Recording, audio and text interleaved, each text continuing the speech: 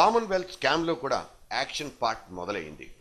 Queen బాటన్ రిలేలో విదేశీ కంపెనీల నుంచి ముడుపులు తీసుకున్నారన్న ఛార్జెస్ మీద సురేష్ కల్మాడిని అరెస్టు చేసింది సిబిఐ. కోర్టుకు తరలిస్తుండగా కల్మాడి మీద ఒక లాయర్ విసిరిన చెప్పు దేశంలోని అవినీతి పరులందరికీ తగిలినట్లయింది.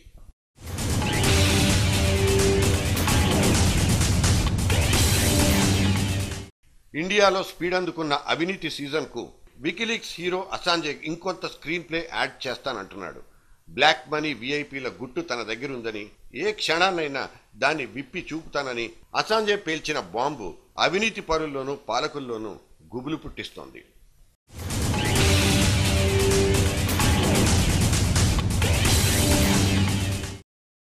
ఐదు రాష్ట్రాల ఎన్నికల సీజన్ చరమాంకంలో పడింది. బెంగాల్ యుద్ధంలో కీలకమైన 3వ దశ పోలింగ్లో కూడా 80% భారీ పోలింగ్ జరిగింది. ఓటింగ్ శాతం ఎక్కువగా నమోదవడం బెంగాల్లో సహజమే అయినా 80% స్థాయిలో ఓట్లు పోలవడం తాజా సెన్సేషన్. ఈ ట్రెండ్ ప్రభుత్వం మార్పిడినే సూచిస్తోందన్నది అనలిస్టుల అంచనా.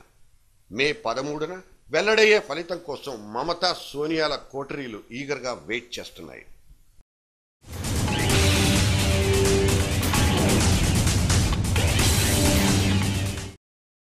ఐపీఎల్ 4th సీజన్లో అద్భుతాలు తప్పేలా లేవు.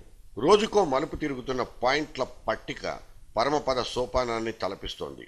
టోర్నీలో సగం మ్యాచ్లు పూర్తయ్యేసరికి ముంబై ఇండియన్లు టాప్ మోస్ట్ స్టేజ్లో ఉంటే మన డక్కన్ చార్జర్లు అట్టడుగు స్థాయిలోనే సెటిల్ అయిపోయారు.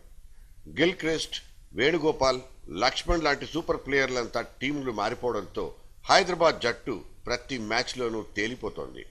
టికెట్ కొనుక్కుని ఉప్పల్ స్టేడియంలో ఎంటర్ అయ్యే అభిమానులంతా ఉస్సురంటూ బయటకు వస్తున్నారు.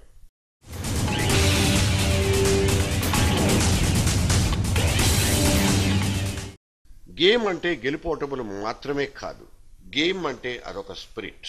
వందలాది గేమ్స్ ఆడి దేశం పేరు నిలబెట్టిన సైనా నెహ్వాల్కు ఆ మాత్రం తెలియదని ఎలా అనుకుంటాం?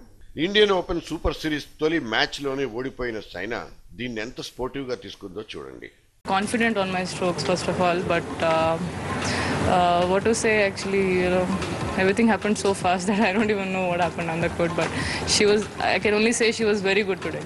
కాలి మడమ గాయం వల్లనే సైనా బాగా ఆడడం లేదన్న అభిమానుల వెర్షన్ను ఆమె తిప్పికొట్టింది.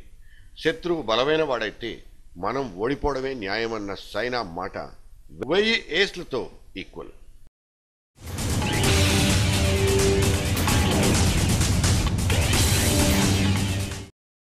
టాలీవుడ్లో మళ్లీ ప్రయోగాల సీజన్ మొదలైంది. వెరైటీ సినిమాల డైరెక్టర్ గీతాకృష్ణ తీసిన సస్పెన్స్ థ్రిల్లర్ కాఫీ బార్ థియేటర్లలో హల్చల్ చేస్తోంది. ఏ క్లాస్ ఆడియన్స్ నుంచి ఊహించిన దానికంటే మంచి రెస్పాన్సే వస్తోందని డైరెక్టర్ ఖుషి అవుతున్నారు. ఈ సినిమా ఖచ్చితంగా మీరు ఊహించినట్టుండదు, కానీ మీకు నచ్చుతుంది. రానా ఇలియానాల కాంబినేషన్ లో వచ్చిన నేను నా రాక్షసి కూడా ప్రేక్షకులు బాగా రిసీవ్ చేసుకుంటున్నట్లు ఫస్ట్ టాక్ చెప్తోంది. మరి బిఎన్సి సెంటర్ల సంగతి వేచి చూడాల్సిందే. దమరదం తర్వాత రామ్ గోపాల్ వర్మ సినిమాలో బుక్ అయిన రానా బాలీవుడ్ స్టార్ల జాబితాలో ఇప్పుడు చేరిపోయాడు. నీ కోసం నీ గురించి ఆలోచించడానికి నేనున్నాను. నువ్వు నా కోసం ఉన్నావని నాకు కూడా తెలియాలిగా.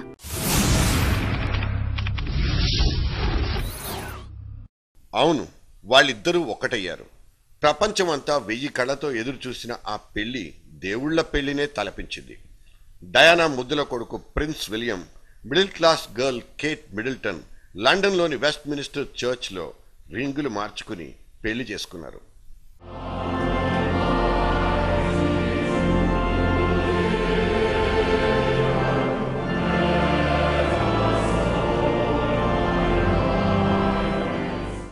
బ్రిటిష్ రాజవంశంలో 30 ఏళ్ల తర్వాత జరిగిన ఈ పెళ్లి తంతును ఇంటర్నేషనల్ మీడియా ప్రత్యక్ష ప్రసారం చేస్తే ప్రపంచంలో 3వ వంతు ప్రజలు అంటే దాదాపు 200 కోట్ల మంది చూసినట్లు ఒక అంచనా. ఈ రాయల్ వెడ్డింగ్ ఖర్చు అక్షరాల 600 కోట్ల రూపాయలు. 1981లో ప్రిన్స్ చార్లెస్ డయానాల పెళ్లి తర్వాత అంతకంటే రెట్టింపు అట్టహాసంగా జరిగిన విల్ స్కాట్ల మ్యారేజ్ను లండన్ వాసులందరూ సెలబ్రేట్ చేసుకుంటున్నారు. దేశ విదేశాల నుంచి 1900 మంది విఐపీలు వీళ్ల పెళ్లికి సాక్షులు. ఐరిష్ గార్డ్ యూనిఫామ్ పోలిన డ్రెస్లో యువరాజు విలియం ప్రియురాలు కేట్ వేలికి ఉంగరం తొడిగాడు. వరల్డ్ ఫేమస్ డిజైనర్ సారా డిజైన్ చేసిన తెల్ల రంగు లేస్ గౌన్లో కేట్ మెరిసిపోయింది. నేనున్నానని ముందుకు చాచే ఒక్క చెయ్యి అవతలి మనిషికి ఆచరానిస్తుంది. ఒక్క మాట చేసే సహాయం చితికిన బ్రతుకు మీద ఆచరి పెంచుతుంది. మాయదారి రోగం ఆరోగ్యం మీద దాడి చేసి జీవితం మరీ చిన్నదైపోతుందన్న భయం కలిగితే సాటి మనిషిగా ఆ చిన్నారులతో మనం చేసే చిన్న పలకరింపే వాళ్ళకి ఇవ్వగలిగే పెద్ద బహుమతి. ఆ కాన్సెప్ట్తో ముందుకొచ్చిందే మేక్ ఎ విష్ ఫౌండేషన్. ప్రాణాంతకమైన వ్యాధితో బాధపడుతున్న చిన్నారుల్ని అక్కున చేర్చుకుని వాళ్లకున్న చిన్ని ఆశలను తెలుసుకుని వాటిని తీర్చడానికి మేక్ ఎ విష్ ఫౌండేషన్ వాలంటీర్లు కృషి చేస్తారు.